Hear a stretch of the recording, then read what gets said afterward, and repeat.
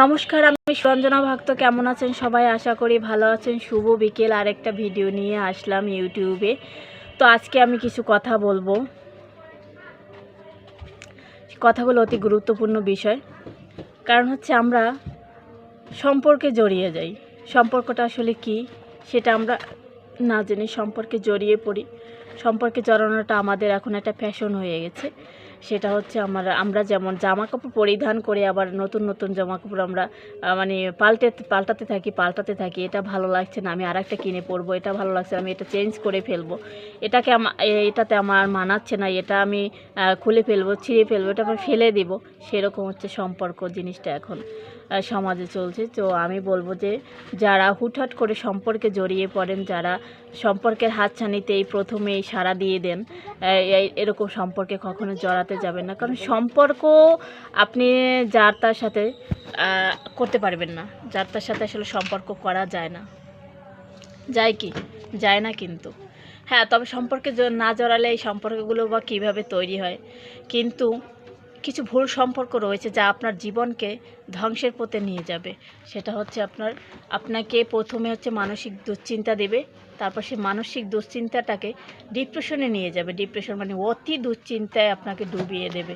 আর ডিপ্রেশনটা কত ক্ষতিকারক সেটা নিয়ে আমি একটা ভিডিও দিয়েছি প্রথম দিকে, যে ডিপ্রেশনটা আপনাকে কিন্তু ধ্বংস করে দেবে, একদম ধ্বংস করে দেবে।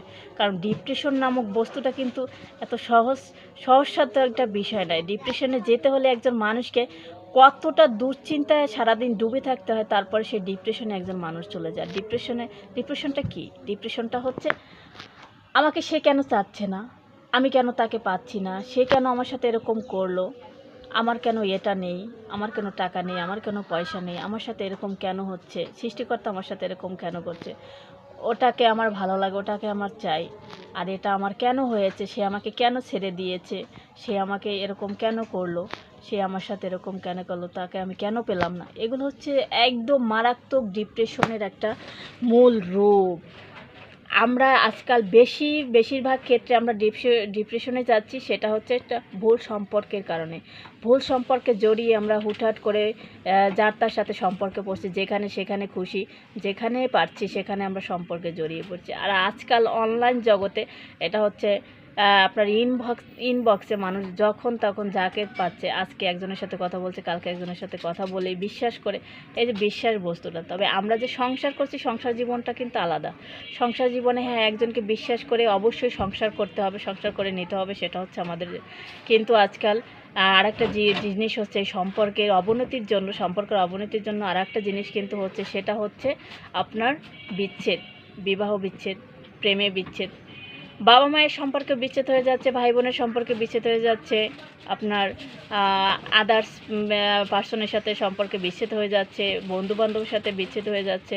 কিন্তু সম্পর্কের অবনতির জন্য সম্পর্কটাকে আমরা এখন আর সেভাবে আমরা নিতে পারি না, সেভাবে আমরা সম্মান করতে পারি না, আমরা যত্নও করতে পারি না, আর আমরা যত্নশীল নেই। সম্পর্কের ব্যাপারে আমরা একদম যত্নশীল নই, এই জন্য কিন্তু সম্পর্কগুলো ভেঙে যাচ্ছে, সম্পর্কগুলো ঠুনকো হয়ে যাচ্ছে।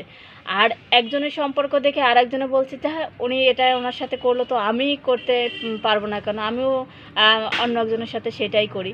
তো আমরা না এইভাবে মানবজাতিটাকে আমরা দুর্লভ জীবনে আমাদের একটা, এই ছোট্ট জীবনটা নিয়ে আমরা কি করি বলুন তো, কি না করি বলুন তো। এই সম্পর্ক নামক এই যে বস্তুটা নিয়ে আমরা কি না ছেলে খেলা করি, কি না করি। একজন মানুষকে হতাশায় ডুবিয়ে দেই, একজন মানুষের সাথে আমরা প্রতারণা করি, একজন মানুষকে সম্পর্কের প্রলোভন দেখিয়ে তার ক্ষতি করি। এগুলো আসলে ঠিক না।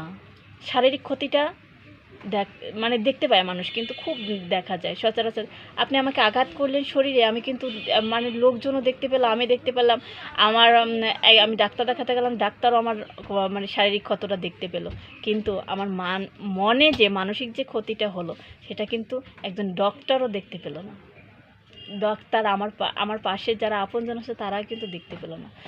ওটা কিন্তু আমাকে কুড়ে খাবে। ওই কুড়ে খাওয়ার কারণে কিন্তু আপনি কী হবেন, ফলপ্রসূত আপনি ডিপ্রেশনে চলে যাবেন। তো ডিপ্রেশনটা এমন একটা ভয়ানক জিনিস, যেটা বেশিরভাগ ক্ষেত্রে হয় আজকাল সাংসারিক জীবনের এই যে সম্পর্কের অবনতির কারণে, তারপর প্রেমের ক্ষেত্রে সম্পর্কের অবনতির কারণে। আমি বারবার এর বিরুদ্ধে কথা বলতে চাই।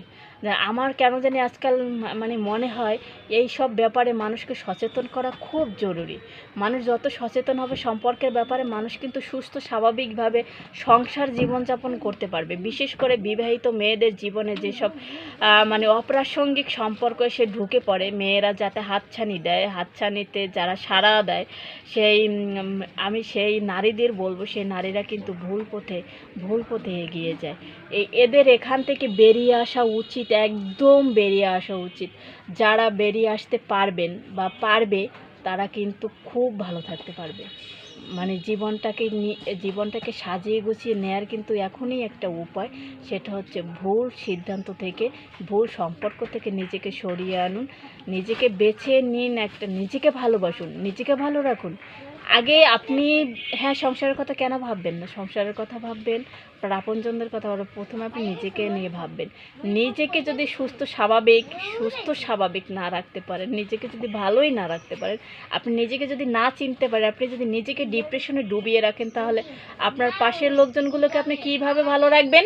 বাবু চুপ করো। আপনার আপনজনদের আপনি কীভাবে ভালো রাখবেন? ভালো রাখতে পারবেন না কিন্তু, এটাই হচ্ছে কথা। আর আপনি পড়ে গেলে কেউ কিন্তু আপনাকে ওঠাতে যাবে না, আপনার হাতটা কিন্তু কেউ ধরতে আসবে না। তো আপনি যতক্ষণ না পড়ে যাবেন চেষ্টা করবেন, মানে আমি যেন পড়ে না যাই, আমার হাতটা যেন অন্য কারণ ধরতে না হয়। আপনি পড়ে যাবেন না কখনো, ওই লেভেল পর্যন্ত আপনি নিজে পৌঁছাতেই দেবেন না যেন আমি পড়ে যাচ্ছি। তার আগেই আপনি বুঝে শুনে ভুল সম্পর্ক থেকে আপনি সরে আসুন, নিজেকে সরিয়ে নিন, তারপরে দেখবেন জীবন আপনাকে কী দেয়, আর ভুল সম্পর্কে থাকাকালীন সময়ে জীবন আপনাকে কী দিয়েছে। তো আজকের এই কথাগুলো আমার বলার কারণ হচ্ছে আমার মনের মধ্যে ভীষণ ক্ষোভ। মানে আজকাল দেখি, মানে কি বলবো, ইন্টারনেটে ঢুকলে আজকাল শুধু দেখি বিচ্ছেদ। এখন এগুলো হচ্ছে বেশি, আপনার হচ্ছে প্রফেশনাল মানুষের লাইফে এগুলো বেশি হচ্ছে, আর বেশি করে হচ্ছে এগুলো কলকাতাতে, এগুলো আমাদের পার্শ্ববর্তী দেশটাতে এগুলো বেশি হচ্ছে। এই প্রভাবগুলো কিন্তু সাধারণ মানুষের জীবনেও প্রভাব ফেলছে। মানে এই যে সম্পর্ক যখন তখন ভালো লাগছে, এই মানে এমনভাবে এরা প্রচার করছে যেন এরা মৃত্যু পর্যন্ত, মৃত্যু তো সহমরণে যেতে পারে, এমনভাবে সম্পর্কগুলোকে তুলে ধরছে এরা। কিন্তু দুদিন পরে, 2 মাস পরে, কয়েক বছর পরে, 2-1 বছর পরে দেখা যাচ্ছে যে এদের আনুষ্ঠানিকভাবে আবার ঘটা করে ডিভোর্সও হয়ে যাচ্ছে। দেখলে আসলে খুব খারাপ লাগে। মানে এগুলো আমি মানতে পারি না, আমি এগুলো নিতে পারি না একদম। সেই জন্য এই কথাগুলো বললাম। So be careful everybody, every all women's যারা আছেন, তারা সব সময় নিজেকে একদম সঠিক রাখবেন। শুভ বিকেল, ভালো থাকবেন সবাই।